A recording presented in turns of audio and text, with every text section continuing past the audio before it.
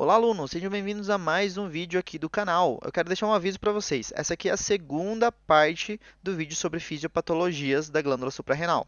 Então, clica no card que vai estar aparecendo aí, que seria a primeira parte do vídeo, ou você pode clicar no link que está na descrição do vídeo, levando você para a primeira parte. Se você tentar assistir só essa segunda parte, sem dar uma olhada no meu repasso fisiológico, você vai ficar confuso. Então, é isso. Então aqui nós temos as patologias, né, as alterações da corteza adrenal, né, na região do córtex da glândula suprarrenal. Entendam que quando eu falo adrenal, é porque a glândula suprarrenal também é chamada de glândula adrenal, porque ela consegue produzir a adrenalina e noradrenalina. Então são dois nomes que ela possui, tá? Tanto suprarrenal como adrenal está correta. Aqui, ó, alterações de hipofunção e alterações de hiperfunção. A alteração de hipofunção, pessoal, eu separei duas ali para vocês, que seria a insuficiência adrenal primária, quando o problema é realmente na glândula suprarrenal, e insuficiência adrenal secundária, quando o problema já é lá na nossa adenohipófise. Alterações de hiperfunção, nós temos a síndrome de Cushing, hiperaldosteronismo, hiperplasia adrenal congênita. Então nós temos essas três alterações aqui de hiperfunção e essas duas aqui de hipofunção. Vamos começar com as alterações de hipofunção, certo? Então vamos falar de insuficiência adrenal. Então ela pode ser primária ou secundária, como nós falamos anteriormente. Quando é primária, é uma alteração do córtex adrenal, então o problema é no córtex mesmo. E a alteração secundária, ela é uma alteração hipofisária ou hipotalâmica. Tem livros que descrevem a alteração hipotalâmica como terciária. Seria uma insuficiência adrenal terciária. Mas aqui nós só chamamos de secundária, tá? Causas da nossa insuficiência adrenal primária: adrenalite autoimune, que é a nossa enfermidade de Addison, ou doença de Addison. Nós vamos falar dela mais pra frente, tá? E infecções como a tuberculose. A tuberculose ela consegue afetar a glândula suprarrenal e isso acaba afetando a produção de hormônios. E a enfermidade de Addison, como a gente falou, é uma inflamação autoimune do córtex adrenal, tá? A gente vai falar disso mais pra frente. E causa secundária: suspensão abrupta de corticoide exógeno, lesão de hipófise ou de hipotálamo. Percebam aqui, pessoal, quando o paciente ele tá tomando corticoide, nós temos que tomar muito cuidado, principalmente se a dose do corticoide que ele está consumindo é alta. Quando nós vamos começar a tratar o paciente com corticoide, nós não podemos passar para ele um nível muito alto de corticoide. Nós vamos ir subindo devagar os níveis de corticoide que nós estamos usando no tratamento. Por quê? Porque cada vez que nós damos corticoide exógeno, que é o corticoide medicamentoso, a produção endógena diminui. Então a exógena aumenta e a endógena diminui, ele começa a parar de produzir. Por isso, nós temos que ir aumentando devagar para a produção endógena diminuir devagar. Se nós damos uma dose alta e mantemos essa dose alta, a glândula vai estranhar e vai parar de produzir muito rapidamente. Nós não queremos isso, nós queremos ir alterando devagar. E na hora de retirar esse medicamento, nós vamos ir retirando gradualmente. Então nós vamos ir tirando devagar esse medicamento para a produção de hormônios na glândula também irem aumentando lentamente. Então isso é importante a gente lembrar, ok? E por isso, isso é uma das causas secundárias ali. O problema não está na glândula suprarrenal, está no problema que nós estamos dando para o paciente, apesar de não ser hipotalâmico nem hipofisário, né? Nós estamos fazendo com que pare a produção do hormônio.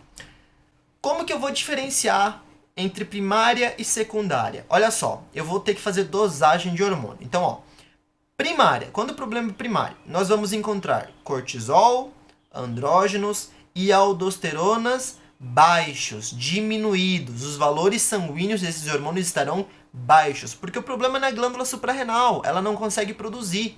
Então o córtex está com falha e ele não consegue produzir. Está muito baixa a produção, então vai estar diminuído o valor.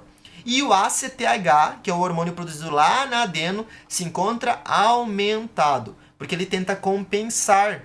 O que ele faz? Ele percebe que está tudo baixo e pelo feedback negativo que a gente tanto estuda em fisiologia, ele tenta estimular demais. Ele fala, opa, eu acho que eu não estou estimulando suficientemente a glândula suprarrenal, é por isso que não tem cortisol, é por isso que não tem os outros hormônios. Então, numa tentativa, eu vou tentar aumentar o nível de cortisol, produzindo mais ACTH. E aí a nossa adeno produz ACTH, ACTH, ACTH, só que isso não é suficiente, porque é a glândula que está com problema, a glândula suprarrenal que está com problema. E aí o ACTH vai estar muito alto no sangue do paciente.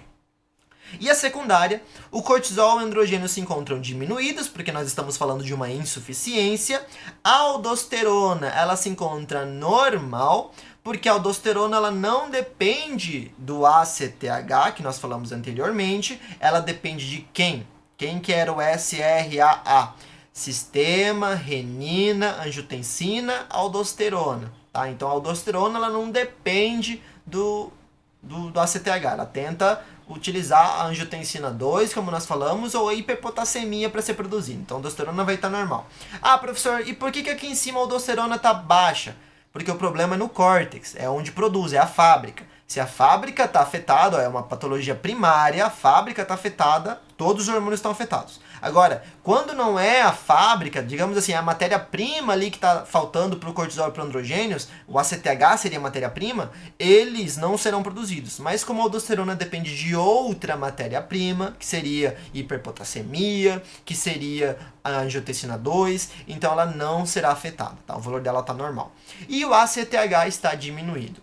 Então percebam que é importante, num paciente que eu quero avaliar se ele está com uma insuficiência da glândula adrenal, eu dosar cortisol, androgênios, aldosterona e ACTH. Então terão 4 hormônios que eu vou dosar. E eu vou comparar os resultados com isso aqui que eu estou apresentando para vocês. Tá? Aqui nós temos uma imagem sobre a doença de Addison, né, que a gente falou que é uma adrenalite autoimune. Nessa adrenalite autoimune, pessoal, nós teremos produção de autoanticorpos. Esses autoanticorpos serão anticorpos que atacarão a glândula suprarrenal. Eles vão até a glândula suprarrenal, chamam células inflamatórias. Essas células inflamatórias começam a atacar essa glândula, e isso faz com que a produção hormonal nesta glândula comece a diminuir, até o paciente entrar em uma insuficiência. E essa insuficiência é o que nós chamamos de doença de Addison. É uma doença muito parecida à nossa tireoidite de Hashimoto, que eu já falei aqui no canal na aula de patologias da tireoide. Tá? Eu acho que eu já falei que o card vai estar lá em cima. Então, o que nós encontramos? Aqui nós temos 2 imagens sobre pacientes com enfermidade de Addison, tá? Eu não sei se o YouTube vai tentar barrar essa aula por causa dessas imagens, mas na aula de tireoide ele tentou fazer isso, mas depois eles avaliaram e eu acho que eles perceberam que é em questão de didática mesmo, que é sobre conhecimento essas aulas, não é tipo coisas que não se devem postar no YouTube, né? Então vamos ver. Qualquer coisa, coloco aqui umas tarjas pretas em algumas porçõezinhas aqui do nosso infográfico. Olha só, aqui fala achados, né? Achados na enfermidade de Addison. Hipoglicemia, nós vamos encontrar uma paciente com hipoglicemia, por quê? Nós sabemos que o cortisol ele tinha um papel de liberar glicose para o sangue. Então, se a minha glândula não consegue produzir cortisol, o que vai acontecer com a glicose no sangue? Diminui. Então, hipoglicemia. Aqui eu vi que eu tinha digitado errado, então eu vou fazer uma correção, tá? Então, ó, na patologia nós vamos encontrar uma hiperpotassemia. Por que isso acontece? Se nós não conseguimos pegar o potássio que está no sangue e mandar embora, mandar para o sangue, que era um papel da aldosterona, o potássio vai acumular no sangue. Se o potássio acumular no sangue, então nós temos uma hiperpotassemia. Mas isso acontecerá apenas na primária. Por que acontece apenas na primária? Porque nós falamos que na secundária, né, na insuficiência secundária, nós não teremos alteração no nível de aldosterona. Então, na enfermidade de Addison, que seria a primária, nós encontraremos essa alteração, essa patologia, essa hiperpotassemia. Já nas insuficiências secundárias, nós não encontraremos essa hiperpotassemia. Outra correção, não sei o que aconteceu comigo. Ó. A hiperpigmentação acontece apenas na primária, por excesso de ACTH, tá? Então, excesso de ACTH, nós vamos ter uma hiperpigmentação. Lembre que nós falamos anteriormente, ó, na primária, né, na insuficiência adrenal primária, nós vamos ter ACTH aumentado, ok? Então, esse ACTH aumentado acaba causando estimulação dos melanocitos, como eu já falei no início da aula, causando essa alteração no pigmento da pele. Já na secundária, o ACTH está diminuído. Não tem como esse ACTH acabar causando algum tipo de pigmentação na pele, porque não vai ter estimulação dos melanocitos, ok? Aqui nós temos essas 2 imagens, né? Vamos começar pela imagem da esquerda aqui. Então nós estamos vendo ó, uma hiperpigmentação, por exemplo, aparecendo aqui na região da face, né? Da região da testa aqui da mulher. Mas também pode acontecer ó, aqui na região do abdômen, principalmente nas bordas de cicatrizes. A gente vai ter aqui na palma da mão também, nas preguinhas, né, nas dobrinhas que nós falamos. Então nós temos bastante pigmentação nessa região. Em algumas regiões podem aparecer vitiligo, uma região de hipopigmentação, tá? É como se fosse uma resposta do corpo, diminuindo a produção de melanina em outras células, porque estão aumentadas em algumas, tá? Começa a produzir pecas nas pessoas que são as sardinhas, tá? Sarda, não sarna, ok? Então as sardinhas começam a aparecer. Escurecimento do cabelo, o cabelo vai ficando mais escuro pelo excesso de melanina, tá? Perda de peso, anorexia, vômito, diarreia, pode aparecer nesse paciente também. Porque lembre que nós estamos sem esse cortisol trabalhando no corpo dele, sem aldosterona trabalhando no corpo dele. Então ele vai acabar perdendo líquido, tá? Ele vai perdendo líquido até pelo intestino, aumentando o peristaltismo intestinal, pelo estresse, tá? Isso acaba causando esse vômito, diarreia e tudo mais, o estresse, tá? Aqui nós estamos vendo, né, a mesma coisa. Além disso, nós vamos ter uma insuficiência cardíaca, hipotensão, por culpa da aldosterona. Lembrem que a aldosterona ela tem um papel primordial no equilíbrio da pressão arterial. Quando a pressão arterial ela começa a diminuir, a aldosterona é produzida para a retenção de água acontecer. Se a gente retém água no sangue, isso aumenta a volemia, ou pelo menos mantém a volemia. Se a volemia aumenta ou se mantém, então o retorno venoso aumenta ou se mantém. E se o retorno venoso aumentar, a gente vai ter um aumento de gasto. E quando aumenta gasto, aumenta a pressão arterial. Sempre lembra disso. Ah, professor, mas e se só manter? Vocês têm que lembrar que ao mesmo tempo que tudo isso está acontecendo, o seu intestino está absorvendo água do alimento, do copo de água que você tomou, do suco que você tomou. Então o corpo inteiro, o tempo todo está trabalhando em conjunto. A gente sempre tem que lembrar disso aí. Se nós mantemos algo que nós temos no sangue, o que vai acontecer? Nós vamos acabar aumentando devagar o volume, porque nós estamos absorvendo pelo intestino. O paciente também corre o risco de sofrer de insuficiência cardíaca. Além disso, ele vai ter perdas urinárias excessivas, como sódio e água, ou seja, ele pode sofrer de desidratação e de hiponatremia, pouco sódio no sangue, porque ele não tem aldosterona para reabsorver esse sódio, certo? E além disso, como a gente falou, hiperpotassemia, que é a retenção de potássio, né? Eu corrigi o que estava errado ali. Então, resumindo, pessoal, nós temos a insuficiência adrenal primária, que é a síndrome de Addison, e nós temos a insuficiência adrenal secundária, que pode ser medicamentosa, pode ser pela glândula hipotalâmica ou adenohipofisária, tá? Lembrando, quando nós falamos de uma insuficiência primária, todos os hormônios diminuirão. Cortisol vai diminuir, aldosterona e androgênios. O único que vai estar aumentado vai ser o ACTH, ok? Porque ele tenta compensar. Agora, quando nós falamos de alteração secundária, nós vamos ter diminuição do cortisol, diminuição dos androgênios, só que a aldosterona vai estar no valor normal, tá? Essa aldosterona está normal e o ACTH está aumentado nessa secundária? Não, ele está diminuído. O ACTH está diminuído porque o problema é secundário, é lá em cima, aqui na nossa cabeça. É na glândula adenipófise, tá? Então ali o ACTH está baixo, tem que lembrar disso aí. Agora nós vamos para as patologias conhecidas como síndrome de Cushing, certo? Ela ocorre por excesso de corticoide no organismo. Então aumenta a produção de corticoide ou a gente aumenta o consumo, certo? Causas, normalmente é uma causa iatrogênica, como eu falei, consumo. Iatrogênico, o médico deu uma dose que não deveria, ou manteve uma dose que não deveria. Então isso é um efeito iatrogênico, tá?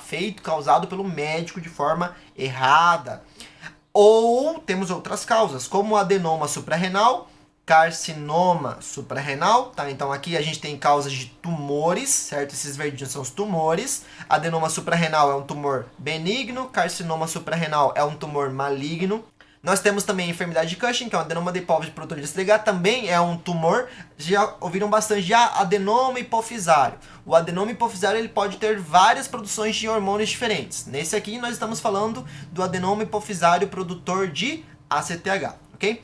Secreção ectópica de ACTH. Alguns tipos de câncer aparecem em regiões diferentes do corpo e eles acabam produzindo ACTH. Então percebe, não é na glândula adenipófise, é um câncer que aparece em outra região do corpo e esse câncer é um câncer adenoma, é um adenocarcinoma. Esse adenocarcinoma é um câncer secretor. Eu sempre falo para meus alunos, quando nós estamos na aula teórica, na aula presencial, que quando você lê a palavra adeno em um tipo de câncer, é porque esse câncer é um câncer secretor. Ele tem um formato glandular, então ele produz hormônio, produz algum tipo de substância e manda para o sangue, certo? Então, no caso de alguns tipos de adenocarcinomas, a produção de ACTH vai estar aumentada, porque ele vai produzir.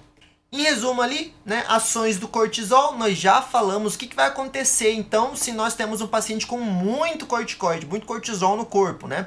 Ó, metabolismo intermediário, o que vai acontecer no metabolismo intermediário ali? Vai ter uma hiperglicemia, o paciente vai ter hiperproteinemia, isso não é legal, hiperproteinemia, distribuição de gordura de forma totalmente errada no corpo, tá? Abdômen, acúmulo de gordura, então ele começa a ter um acúmulo de gordura, pode ser um paciente magro, mas com acúmulo de gordura em grande quantidade no abdômen. Pele, predisposição à equimose. Equimose, pessoal, são manchas de extravasamento de sangue na pele, tá? É muito comumente confundido com hematoma. O hematoma, ele gera uma elevação do bode. Por exemplo, imagina que aqui na minha pele eu sofri um golpe muito forte. Se ficar roxo, só roxo, a pele não levar, não acontecer nada, só roxo, né? Nós dizemos que é uma equimose. Agora, se tiver uma lesão na minha pele e tiver um acúmulo de sangue abaixo da minha pele, eu ver uma elevação dos bordes da pele, então eu já chamo de hematoma, tá? Aqui nós temos uma predisposição à equimose, certo? Petequias, que são microsangramentos no vaso. Eu já falei isso para meus alunos também nas aulas presenciais. Músculo, atrofia muscular. Ossos e cálcio, o que vai acontecer? Inibe os osteoblastos. Olha só, a falta de cortisol, ela afeta, causando um depósito excessivo de cálcio no osso. Agora, quando nós temos um excesso de cortisol, nós vamos inibir os osteoblastos. Qual que era o papel de osteoblasto no osso? Vamos lembrar de histologia? O osteoblasto, ele pega cálcio sanguíneo e deposita esse cálcio lá na matriz óssea. Então ele faz com que o depósito de cálcio no osso aumente. Quando nós temos um excesso de cortisol, nós vamos estar inibindo demais esse osteoblasto e esse osteoblasto não vai conseguir depositar cálcio no osso. Ou seja, o paciente vai ter uma tendência à osteoporose pela falta de cálcio ósseo, ok? Por culpa da inibição do osteoblasto. Pressão arterial vai estar aumentada nesse paciente porque os corticoides, né? Vocês têm que lembrar isso aí de fisiologia, eu não citei na aula de hoje, mas tem que lembrar. Os corticoides em geral, eles se dividem em mineralocorticoides e glucocorticoides, tá? Dentro dos mineralocorticoides, nós temos a aldosterona, ela vai estar aumentada também. A aldosterona, ela tem um papel fundamental na retenção de líquido. Se a gente retém muito líquido, porque tem muita aldosterona, o que vai acontecer? Aumenta muito o volume. Se aumenta o volume, aumenta o retorno venoso, se aumenta o retorno venoso, aumenta gasto. E se aumenta gasto, aumenta a pressão arterial. Como eu sempre falo aqui no canal. Porque pressão arterial é igual a gasto cardíaco vezes resistência periférica total. Se aumenta gasto, vai aumentar a pressão arterial. E se aumentar a resistência, vai aumentar a pressão arterial também. Nós falamos anteriormente que o próprio cortisol ele tinha um papel ajudando as catecolaminas a atuarem nos tecidos. Se tem muito cortisol, os tecidos eles ficam muito sensíveis às catecolaminas. Isso significa que uma pequena concentração de adrenalina já consegue fazer uma vasoconstrição intensa em alguns tecidos. E isso aumentaria a resistência periférica total, aumentando ainda mais a pressão arterial, tá? Sistema imunológico e resposta inflamatória, inibidores tradicionais. Então eles vão fazer o papel de inibição como nós já conhecemos. Então, achados que nós vamos ter na síndrome de Cushing, né? Nesse aumento de corticoide ali, que tem várias causas. Vamos para a imagem da esquerda primeiro, que é uma imagem, não sei se é do Netter ou do Saunders, mas é uma imagem bem antiga que eu já tenho aqui, e essa imagem da direita é uma imagem do nosso porte, tá? Então, a gente vai ter, né, bochechas vermelhas, a coloração da face dela vai ficar um pouquinho mais vermelha, face em forma de lua cheia, então ela vai ter uma face mais redondinha, mais gordinha. Essa face em forma de lua cheia acontece por quê? Deposição anômala de gordura. Corticoide em grande quantidade mobiliza a gordura e começa a mandar essa gordura para regiões anômalas. Lembra que eu falei? Então começa a acumular aqui no rosto e começa a ter um rosto gordinho, bem redondinho, tá? Ali fala, né, coxins de gordura. A gente chama aqui no Paraguai de joroba de búfalo, né, que é aquela corcova de búfalo aqui nas costas, né? Nós, né, que não temos essa síndrome, não deveríamos ter. Agora, paciente com síndrome de Cushing tem esse acúmulo de gordura aqui atrás, tá? Facilidade em contusões, né? O paciente, ele sempre que ele tem algum tipo de golpe, ele vai gerar equimose facilmente. Então, ó, equimose aqui na pele. A pele dele vai ser muito fina, predisposta a lesões. Tem tendência à osteoporose, estrias vermelhas começam a aparecer na barriga dele. O paciente vai ter alcalose, ele pode sofrer de alcalose por hipocalemia. O paciente vai ter abdômen em pêndulo. O abdômen em pêndulo acontece por culpa dessa distribuição de gordura que o cortisol acaba causando. Esse cortisol em grande quantidade, como nós falamos, mobiliza ácidos graxos dos tecidos e acaba depositando em lugares anômalos, como por exemplo nessa região. E ele acaba tendo esse abdômen grande e em forma de pêndulo, como nós falamos, porque ele se pendura realmente na barriga do paciente. Antebraços e pernas são finos, porque essa região vai perder gordura, vai perder ácidos graxos, e o abdômen, a face receberão esses ácidos graxos. Então, os braços e as pernas ficam mais finas do que o abdômen e a face, ok? E má cicatrização de feridas também, porque nós estamos acabando diminuindo o fluxo sanguíneo, nós acabamos fazendo com que a resposta inflamatória seja menor, o trabalho dos fibroblastos seja menor, então a gente não vai conseguir cicatrizar perfeitamente, ok? Aqui nós estamos vendo, né, novamente a face de lua cheia. Repare que nós temos um pouquinho de distribuição pilosa aqui nessa região. Transtorno emocional, acúmulo de gordura nós já falamos, hipertrofia cardíaca por culpa da hipertensão. Então lembrem o seguinte, quando a pressão arterial aumenta, o que o ventrículo esquerdo ele tenta fazer? O ventrículo esquerdo, que é o ventrículo que acaba bombeando sangue para a aorta, ele tem que hipertrofiar para conseguir vencer essa pressão arterial alta presente na aorta. Se esse ventrículo ele consegue hipertrofiar, significa que ele vai ter força suficiente para mandar o sangue adiante. O problema dessa hipertrofia é que será uma hipertrofia crônica que com o tempo acabará causando um aumento do ventrículo, e esse aumento do ventrículo é o que nós chamamos de cardiomiopatia dilatada. Essa cardiomiopatia dilatada já é dada como uma insuficiência cardíaca, porque o ventrículo pode ter hipertrofiado no início, mas depois ele dilata porque o líquido dentro não era suficiente, porque ele aumentou a espessura desse ventrículo, então ele teve que aumentar de tamanho para o sangue poder entrar novamente aí, porque o ventrículo estava muito grosso. Quando ele faz esse aumento de tamanho, o ventrículo fica fraco novamente para poder contrair, é como se fosse um balão que vai ficando fino enquanto aumenta. E isso gera uma miocardiopatia dilatada, que é uma insuficiência cardíaca do ventrículo esquerdo, certo? Que mais que nós não falamos aqui? Osteoporose já falei, né? Equimoses, ó, púrpuras em algumas regiões. Hipotrofia e fraqueza musculares também podem acontecer. Nós já falamos anteriormente aqui, né? Músculo, então acontece atrofia muscular, né? Então vai ter um trofismo menor. Aqui nós temos uma imagem de uma paciente feminina com síndrome de Cushing. Reparem que ela tem aqui uma face bem redondinha, né, a face de lua cheia. Ela tem distribuição anômala de pelos, ó, porque começou a aumentar o androgênio dela também, tá? Então aumentou o androgênio. Então ela tem um aumento ali da produção de pelos na face. Isso não é normal para uma paciente do sexo feminino. Além disso, nós estamos vendo que ela tem um físico mais gordinho. E reparem que aqui atrás, ó, não dá para ver perfeitamente, mas se percebe que aqui atrás está um pouquinho mais elevado, ó. Dá para ver que aqui atrás continua. O pescoço dela está aqui e continua. Isso aqui provavelmente vai ter um acúmulo de gordura nessa região, tá? Uma síndrome de Cushing se estabeleceu nessa paciente. Então vai ter um acúmulo de gordura, que é a nossa corcova de búfalo ali atrás, ok? Então, como que eu vou investigar? Causa primária e causa secundária é diferente. Nós já falamos muito aqui, desde que eu comentei das patologias da glândula tireoide, que quando nós falamos de primário, significa que é o problema na glândula mesmo, na primeira glândula que nós estamos falando, no caso é a suprarrenal. Então, a glândula, ela está com problema de hiperfunção. Ela trabalha em produzir muitos hormônios sem estímulo nenhum. Então ela vai estar aumentando a sua função. Isso gerará um cortisol aumentado, né? Volume sanguíneo de cortisol aumentado, mas a CTH diminuído, porque a adenohipófise tenta controlar. Se você está muito confuso nessa parte de adeno, que eu estou falando toda hora, dá uma conferida na primeira aula de endocrinologia aqui no canal, é muito importante. Então você vai perceber que a adenopófise ela tenta controlar, diminuindo a produção de ACTH, tentando fazer um feedback negativo, porque se diminuir a ACTH, não vai chegar estímulo na glândula e não vai produzir cortisol. Mas não adianta, porque a glândula está hiperfuncionante, ok? E causa secundária, nós vamos encontrar cortisol aumentado, porque o problema é na adeno, é um tumor secretor de ACTH, como nós falamos que é a doença de Cushing, é um tumor secretor. Então a ACTH vai estar aumentada, ok?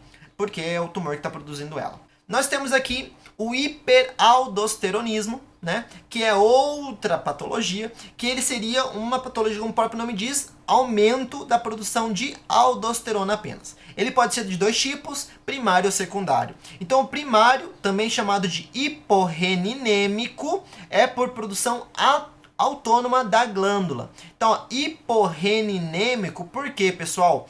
Porque não é a renina que está sendo aumentada. A renina não está sendo mais produzida porque já tem muita aldosterona. Quando tem muita aldosterona, não tem por que o rim produzir renina, é ele que produz. Se a renina não é produzida, logicamente não vai ter a conversão de angiotensinogênio em angiotensina 1, a angiotensina 1 não vai se transformar em angiotensina 2, e a angiotensina 2 não vai excitar a suprarrenal a produzir hormônio. Só que é uma forma de compensação, porque já tem muita aldosterona. Então, já que a nossa glândula produz muito, porque o problema é primário, renina não vai ser encontrada, vai estar muito, muito baixinha. Por isso que é hiporreninêmico, tá? Também conhecido desse jeito. Então, a glândula produz demais. Secundário, a gente também conhece como hiperreninêmico, porque o problema não é na nossa glândula suprarrenal, é na produção excessiva de renina. Então, elevada produção de renina, nós produzimos muita renina. Isso pode acontecer por uma alteração no fluxo sanguíneo para a glândula renal. Olha que louco! Não é porque a glândula está recebendo muito nutriente que ela começou a produzir renina. Não. É porque não está chegando fluxo sanguíneo levando a aldosterona para o rim. E por conta disso, já que não está chegando fluxo com aldosterona, o rim entende que não tem aldosterona. Então o que ele vai fazer? Ele começa a produzir renina, porque não está chegando aldosterona, então logicamente não tem renina. E ele aumenta a produção de renina, ele aumenta a produção de renina, aumenta a produção de renina, e essa renina vai gerar todo o efeito do sistema renina, angiotensina, aldosterona que nós já conhecemos, e a aldosterona vai acabar aumentando nesse paciente, tá? Achados, né? Quais serão os achados que nós vamos ter nesse paciente com hiperaldosteronismo? Então ele vai ter hipertensão, lógico, por culpa da aldosterona elevada, nós já falamos muito disso. Hipopotassemia, porque nós falamos que a aldosterona, ela troca hidrogênio, ela pega hidrogênio e manda potássio embora, certo? E o último achado é a eliminação de hidrogênio gerando alcalose. Aqui eu quero que vocês prestem bem atenção no que eu vou falar para vocês, pessoal. É o seguinte, ó. Eu trouxe um texto do Guyton e uma imagem que eu peguei na internet para a gente dar uma discutida sobre o efeito da aldosterona. Sim, a aldosterona ela consegue fazer a mudança de hidrogênio por potássio, ela consegue eliminar potássio. Teoricamente, ela causaria uma acidose porque ela está retendo hidrogênio no corpo, como eu falei no início da aula. No entanto, a gente tem que conhecer os lugares exatos e os momentos onde a aldosterona gerará essas trocas de hidrogênio por potássio. Olha só. Então aqui, ó, efeito da aldosterona no hidrogênio. Esse aqui é um textinho do Guyton, está exatamente igual como o Guyton fala. A aldosterona não apenas provoca a secreção de potássio para os túbulos, ou seja, secreção é pegar o potássio do sangue e mandar para dentro do tubo, para ele ser eliminado em forma de urina, tá? Então ele não só faz a secreção de potássio em troca de reabsorção de sódio pelas células principais dos túbulos, como também provoca a secreção de íon hidrogênio em troca da reabsorção de potássio nas células intercaladas dos túbulos corticais. Isso diminui a concentração de íon hidrogênio no líquido extracelular, causando alcalose metabólica, como a gente viu aqui. E eu trouxe essa imagem para a gente comentar um pouquinho. Olha só, isso aqui seria o epitélio do túbulo. Tá vendo esse tubinho que nós estamos vendo aqui? Então, esse aqui é o epitélio. Entendam que essa região aqui, ó, isso aqui que a gente está vendo desse lado, é a luz do tubo, ou seja, é a parte interna do tubo, é a parte amarelinha. Isso aqui é a luz, ok? E tudo que está aqui é a região peritubular, essa região em branco, certo? Que está em volta onde tem vasos sanguíneos, ok? Então, a aldosterona, ela consegue fazer a reabsorção de sódio, ó, de dentro do tubo, para dentro da célula, reabsorve sódio, ela consegue eliminar potássio também. Então, essa troca de sódio por potássio que nós estamos falando é estimulado aqui pela aldosterona, ok? Mas a aldosterona ela também consegue trocar potássio por hidrogênio. Lembra que sódio e potássio acontece nas células principais. A troca de potássio e hidrogênio acontece nas células intercaladas, né? Então aqui a gente está vendo uma bomba de potássio e hidrogênio sendo ativado pela aldosterona, apesar de aqui não ter nenhuma flechinha escrita aldosterona, é a aldosterona que ativa ela. E quando essa bomba é ativada, o potássio do tubo ele vai ser reabsorvido, ok? E o hidrogênio aqui da luz, ele vai ser do citoplasma, no caso, ele vai ser jogado para a luz. Então o hidrogênio do citoplasma é jogado para a luz. Nesse momento, nós estamos trocando potássio por hidrogênio. Então, a gente reabsorve potássio e excreta hidrogênio. É o papel que a gente vai ter da aldosterona. É por culpa disso que um aumento da aldosterona acaba causando uma alcalose, porque nós perdemos esse hidrogênio, e se nós perdemos o hidrogênio do nosso sangue, nós não temos ácido suficiente, não temos matéria-prima para a produção de ácido. Então, o nosso corpo acaba ficando alcalótico, certo? Então, pessoal, eu acho que acaba aqui. Só para a gente finalizar, como que eu faço uma diferença entre a primária e secundária, né? A primária, no caso no nosso hiperaldosteronismo. Então, a aldosterona elevada, como nós já sabemos, e renina diminuída, eu já falei isso lá no início, né? Na secundária, aldosterona elevada e renina elevada. Por isso que aqui a gente vai ter um também conhecido como hiperreninêmico, e aqui a gente falou hiporreninêmico, né? Que é por culpa da renina alterada ali. Certo, pessoal? Então é isso, eu vou ficando por aqui. Eu espero que vocês tenham gostado do vídeo. Deu uma trabalheira gravar esse vídeo, porque um monte de gente ficou fazendo barulho. Dúvidas? Deixa as dúvidas no comentário, eu vou estar respondendo todos. E é isso. Vou ficando por aqui. Tchau, tchau. Fui.